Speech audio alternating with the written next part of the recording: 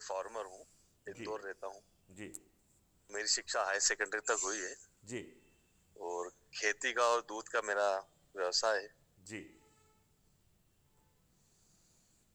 खेती और दूध दोनों का व्यवसाय है, बहुत अच्छी बात है, जी बहुत अच्छी बात जी है, जी जी श्रीमान जी। बहुत अच्छी बात है। ये दोनों व्यवसाय मेरी आत्मा के जी बहुत नज़दीक हैं और ये दोनों व्यवसाय जो है देश का जी कल्याण भी कर सकते हैं और देश का विनाश भी कर सकते हैं।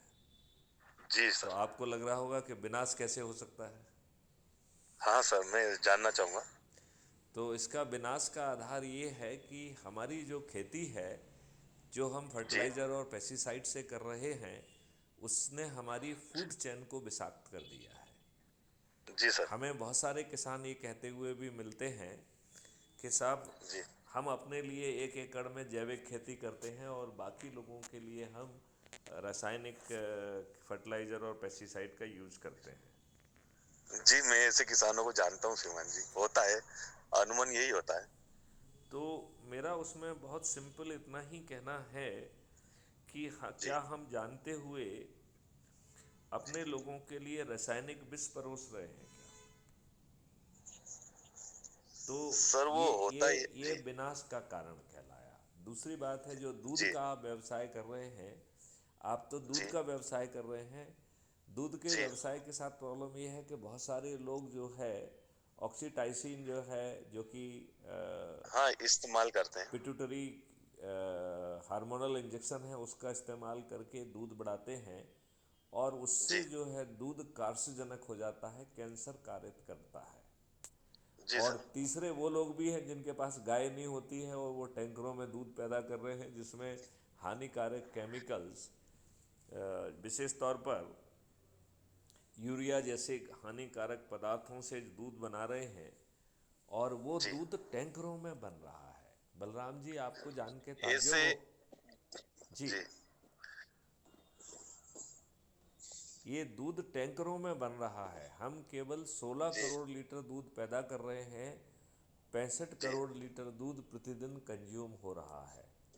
ये तो इतनी। मैं बहुत नजदीकी से जानता हूँ श्रीमान जी, क्योंकि जितना भी दूध अभी शहर में इंदौर में ही बिक रहा है, जो उसका उत्पादन क्षमता है उससे 4 गुना ज्यादा विक्रय हो रहा है। तो हम और आप एक ही बात कह रहे हैं। तो जी इसका क्यूमुलेटिव रिजल्ट ये होने वाला है कि जी यदि हमने इसे रिवर्स नहीं कर पाया जी तो 2029 तक भारत में हर 3 में से 2 व्यक्ति कैंसर से पीड़ित हो जाएंगे। जी सर। भारत की 66% पॉपुलेशन जी कैंसर से पीड़ित होगी। तो परिवार का 1 या 2 व्यक्ति यदि अस्पताल में हैं, वो भी कीमोथेरापी करा रहे हैं, कैंसर से पीड़ित हैं, तो उसे अटेंड करने के लिए 1 व्यक्ति तो लग ही जाएगा। पूरा परिवार प्रभावित होगा श्रीमान जी उससे। वो सभी लोग, उस वो तो बेड पे रहेगा, बाकी जितने भी होंगे वो उससे ज्यादा मानसिक बीमार रहेंगे। बिल्कुल सही कहा, मैं यही मुद्दा को उठाने वाला था कि जी वो जो है, लोग जो है उनकी मानसिक स्थिति क्या होगी, साइकोलॉजिकल स्थिति क्या होगी, आर्थिक स्थिति क्या होगी, वो किस तरीके के भय में जो है ना जी रहे होंगे, उनका उनका होगा क्या। श्रीमान जी, पर इसमें शासन स्तर पे कुछ कर नहीं रहे हैं। जैसे एक बार मैं एग्जांपल आपको बताऊं कि भैंस जो दूध देती है जी। वो करीब करीब है ना 8 से 9 फीट का होता है। हाँ, हाँ। प्योर दूध जो होता है 8 से 9, 8 फीट से अंदर नहीं होता है। और फिर धीरे धीरे जैसे जैसे उसकी क्षमताएं बढ़ती हैं दूध देने की और उसका टाइमिंग बढ़ता है, वैसे वैसे फेट बढ़ते जाते हैं। आखिरी फेट होता है उसका करीब करीब 11 से 12। शासन ने जो नियम बनाए हैं वो इस तरीके से बनाए कि 4 फीट से कम यदि आप दूध विक्रय करा आपने तो आप पे प्रकरण दर्ज होगा। तो एक तरह से शासन हमें है ना अप्रत्यक्ष रूप से मिलावट का आदेश दे रही है कि जब भैंस दे रही है 8 फीट का, तो फिर नियम क्यों है कि 4 फीट का बेचो।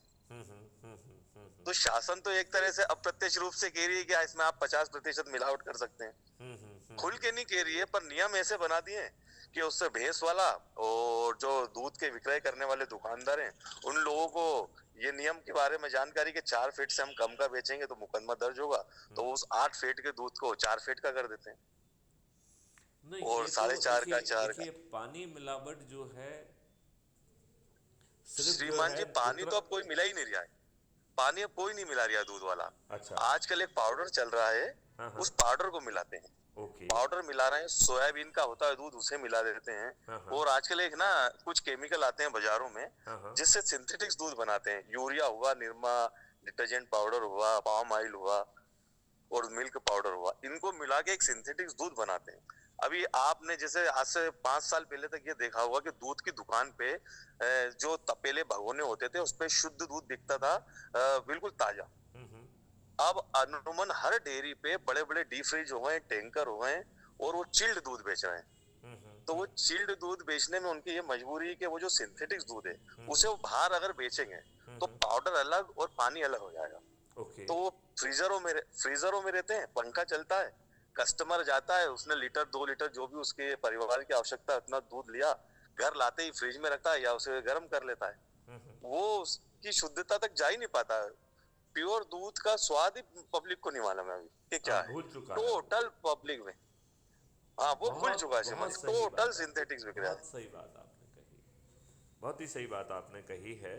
तो अब ये बताइए कि ये बहुत महत्वपूर्ण हो गया। आप कह रहे हैं कि शासन इस पे ध्यान नहीं दे रही है, तो शासन इसलिए जी ध्यान नहीं दे रही है कि शासन के हाँ। पास पैसे तो इन्हीं लोगों से पहुंच रहे हैं ना। जी इनके सर। चुनाव से फंड से लेके हर चीज जो है ना, पैसे कौन दे रहा है?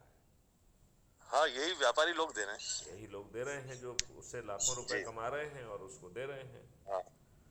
तो अब सवाल उठता है कि क्या हमें राजनेता अच्छा भारत दे सकते हैं इर्रिस्पेक्टिव ऑफ राजनीतिक पार्टी? मेरा ऐसा मानना है कि कोई भी राजनेता जी, आज जो है आपको अच्छा भारत देने की स्थिति में नहीं है। तो उसके लिए क्या करना चाहिए श्रीमान जी? उसके लिए बहुत आसान उपाय है। जो क्राइम फ्री भारत मिशन हम चला रहे हैं, जो 21 लक्ष्यों के जी साथ कह रहे हैं कि जो रासायनिक विष आपको परोसा जा रहा है वह जी बदल जाएगा। रासायनिक विष हाँ विलुप्त हो जाएगा। आपको हाँ।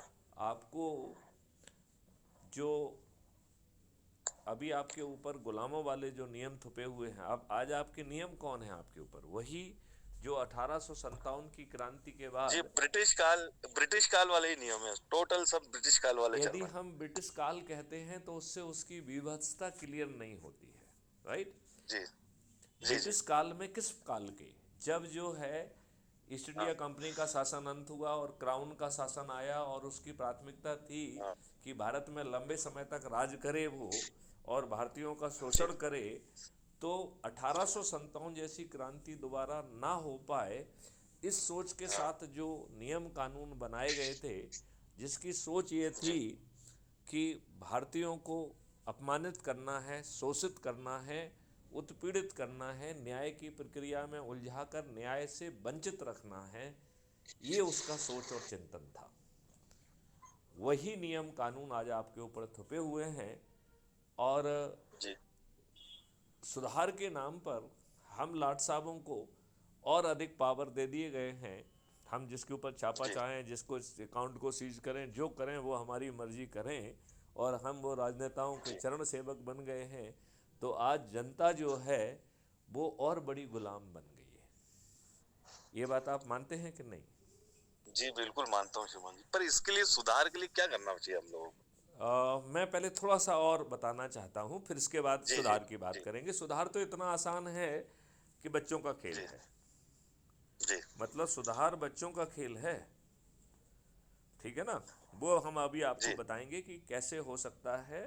वो बिल्कुल ही जी कठिन नहीं है। लेकिन उसके पहले हम ये जी कहना चाहते हैं कि आज का जो सो कॉल्ड डेमोक्रेसी, जिसको कहते हैं government of the people, by the people, for the people, क्या हाँ। ये सही है कि आज गवर्नमेंट हो गई है government of the party, for the party, by the party? अब तो टोटल पार्टी की गवर्नमेंट हो गई श्रीमान, जनता के द्वारा जनता की चुनी हुई सरकार रही कहाँ। बिल्कुल ठीक। तो ये पार्टी वाले अच्छे लोगों को टिकट नहीं देते हैं, जो धनबली होते जी हैं, जो बाहुबली होते हैं, जो जनता को भय जी कारित कर सकते हैं, जनता को खरीद सकते हैं, जनता को फ्री भी बांट सकते हैं, दारू बांट सकते हैं, साड़ी बांट सकते हैं, आप ये बताइए बलराम जी, क्या ये जी, आज अपराध नहीं है? ये ये बहुत आज बड़ा की अपराध है डेट में श्रीमान, अपराध है। तो ये बहुत बड़ा अपराधी अपराध भी है। हैं, बाहुबली बाहुबली भी हैं, धन बली भी हैं, और जीतने के लिए दारू बांट रहे हैं, पैसे बांट रहे हैं, साड़ी बांट रहे हैं, फ्री भी बांट रहे हैं, जो सब आज की डेट में अपराध है। तो ये हाँ, ये तो अपराधी करीब लोग करीब मत अपराध खरीद रहा करके है। जीत रहे हैं। कैसे जीत रहे हैं? अपराध करके जीत रहे हैं ना। जी जी जी। और आपके वोट से जो है ना जीत रहे हैं, और आपको रिप्रेजेंट नहीं करते हैं, पार्टी के बंधुआ मजदूर हैं, पार्टी व्हिप के सामने पूरी तरह से बौने लोग हैं। है कि नहीं है? जी सर, जी सर, बिल्कुल राइट। पार्टी व्हिप के सामने बौने हैं कि नहीं है? बिल्कुल बोने श्रीमान जी, जो इन्हें आदेश मिलता है एक तरह से उसी का पालन करते हैं। ये अपनी खुद की क्षमताओं का कभी प्रयोग नहीं करते हैं। सच और झूठ या जो पब्लिक के लिए बेहतर चीज हैं, पार्टी ने कह दिया तो ये बिल्कुल उसी लाइन पे चलेंगे। बिल्कुल बिल्कुल बिल्कुल बिल्कुल बिल्कुल। तो मेरा आपसे केवल इतना ही कहना है कि जी हम बड़ी आसानी से ये चीज़ को बदल सकते हैं, और उसके लिए क्राइम फ्री भारत ने 21 लक्ष्यों जी के साथ महापरिवर्तित भारत का एक लक्ष्य रखा है, जिसमें गुलामों के नियम कानून बदल जाएंगे।